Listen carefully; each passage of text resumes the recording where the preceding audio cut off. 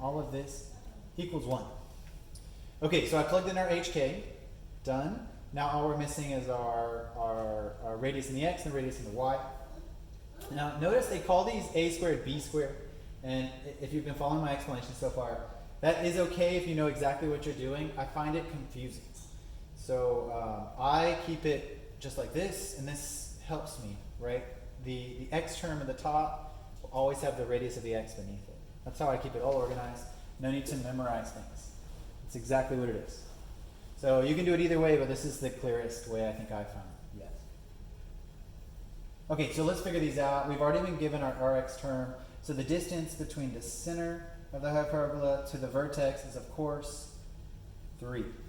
All right, everyone can see that. So that means our x, the radius in the x, is 3 squared. Good, now the ry is much harder to figure out. Remember, we're going to be creating kind of this box here. Right. So we're looking for ry, and we create this triangle between these 2 points. Cool, there's our triangle. Let's kind of make it nice and big. So we know this distance right here is 3, our y is unknown, and this right here is the distance to our focus. Now, we actually know that distance, right? Let's think about it. From the center, this is our center, to the focus, we know that this is 8 out here, so this would be 3 plus 2, 5. That's from the center to the focus, this distance. So from the center to the vertex is 3, and then from the center to the focus is 5. And then we just quickly realize that our y must be 4. Great. And that is it. 3 squared, 4 squared. That is all there is to it. So we get x minus 3 squared, there's the final answer. X minus 3 squared over 9, correct? Minus y plus 2 squared over 16 equals 1. Excellent. There you go. There's all that logic. Remember to pause, go slow, figure this out by yourself when you do it on your own. All right. Graphing hyperbola centered at the origin. Okay, so now they want us to actually graph this. Okay. Show my tricks to this. Y squared over 64 minus x squared over 36 equals 1. Okay, so the exact same logic plays out here. So we know the first term is y, which means it's going to be vertical hyperbola, right? Let's draw that nice and big over here. And we know that the radius in the y is clearly what? 8. So we can put down the vertices. This is 8 minus 8. And then the ry is going to be 6. So that's interesting. So that means that the radius in the x is going to be 6. This is 8. We need to find the radius for the foci. So what would that be then? So that's 64 plus 36 equals, and of course I wrote c squared, I mean the radius of the focus squared. So what does that come out to? This is like 64 and 36, is that 100? It looks like it is.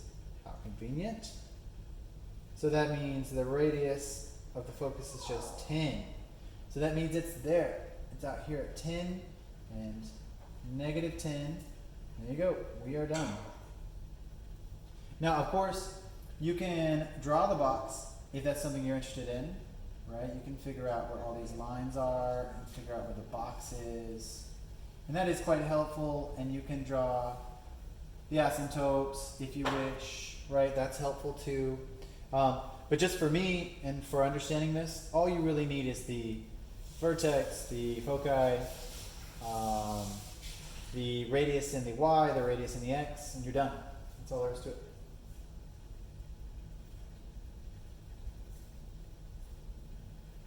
All right, there you go. If you do get a question on these lines, it's pretty easy to actually work that out. It is not complicated. You don't even need to memorize the equations either. I just do it kind of on my own. I don't follow their equations. I just kind of make a box, and make a triangle, and I just figure this out.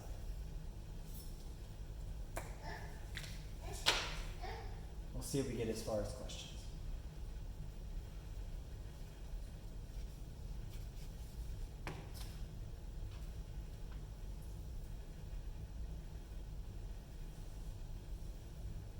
Okay, graphing them not at the center. Pretty easy stuff. Let's try this. Okay, good. They gave us a nice hard one. All right, are we ready? So they tell us.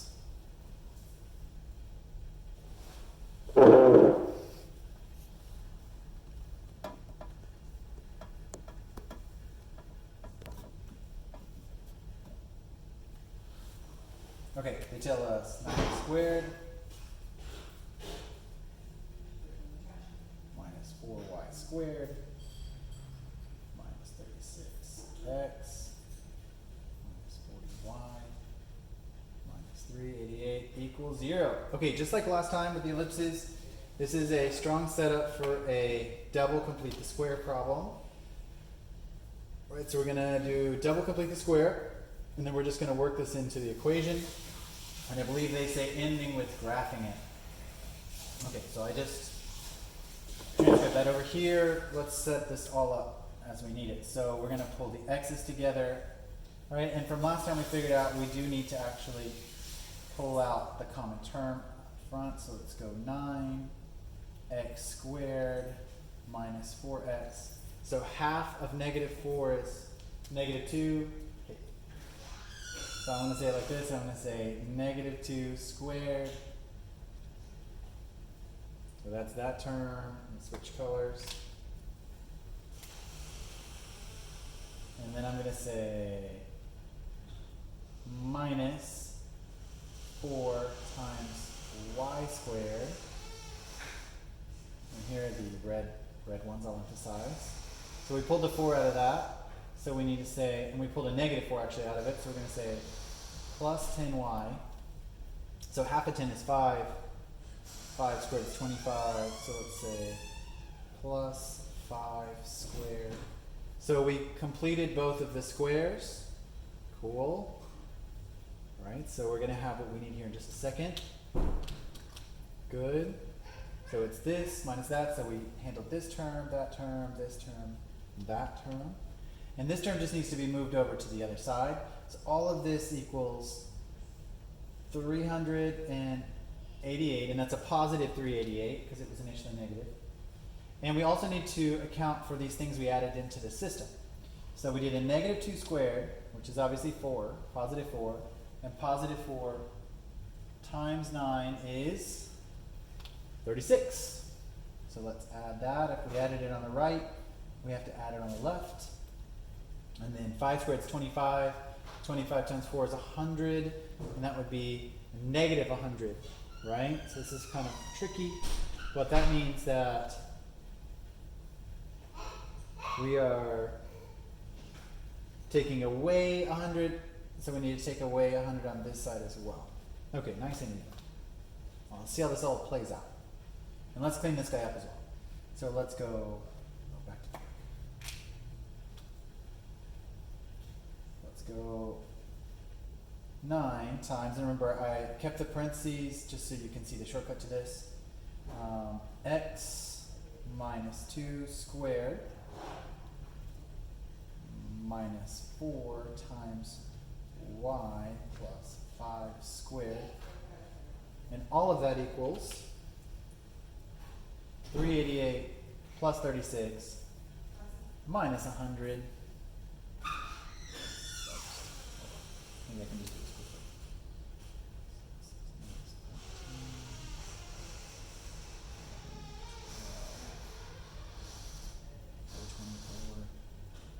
324.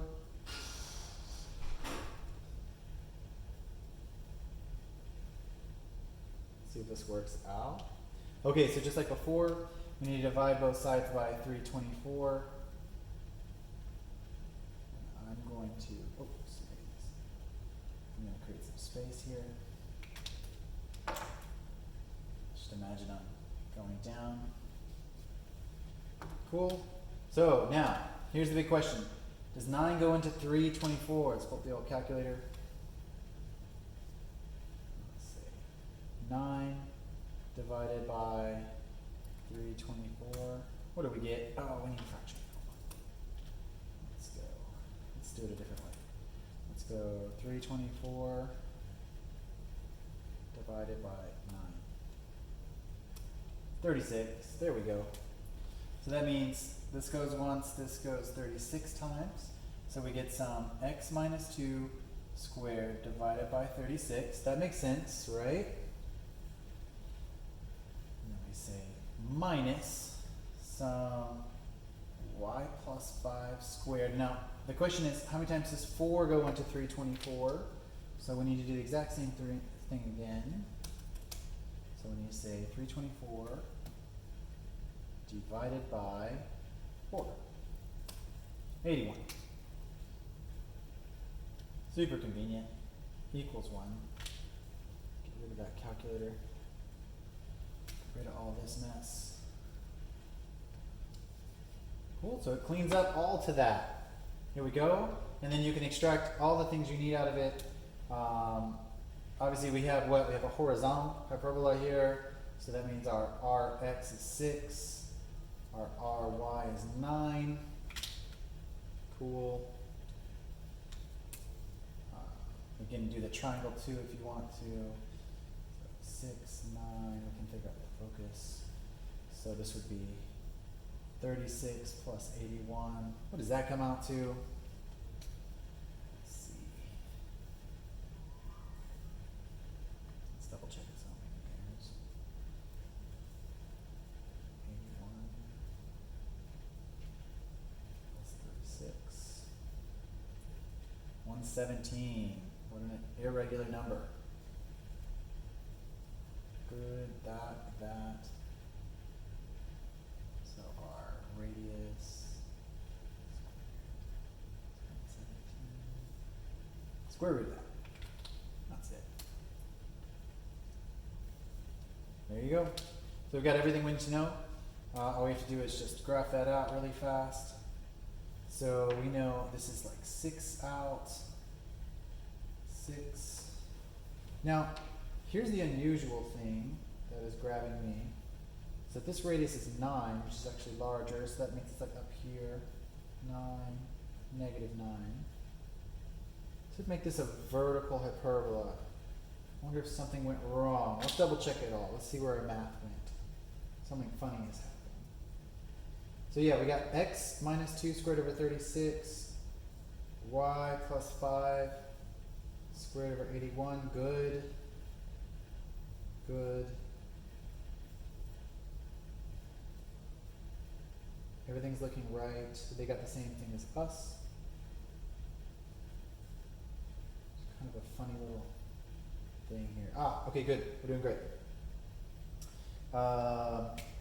So this is, yes, they shorten this down to 3 root 13, which is what I assume the square root of 17 is. Let's see. Didn't displace it. That was important. Okay, so it's displaced. The center is going to be at 2 and at negative 5. Let's go down there. 2, negative 5. And then, of course, 6 to the right and left of that. Cool. And then another, what do they have? 3 root 13 on the outside of both of those. There we go. Super shorthand. But that's the gist. All there is to it. All right, if there's any questions on that, feel free to ask. Looks like we did well on that one.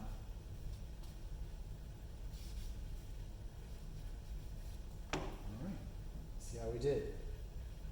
Okay, apply problems. We always skip this one, but you can look into it if you wish. And that is it. Looks like we are done. There's our hyperbolas. Okay, there's 10.2. 10.2 hyperbolas, just like normal. Let's go 7 through, whoa, there's a ton of them. 7 through 55. Every other odd. Cool. Not too many, hopefully. All right, good luck. Let me know if you have any questions.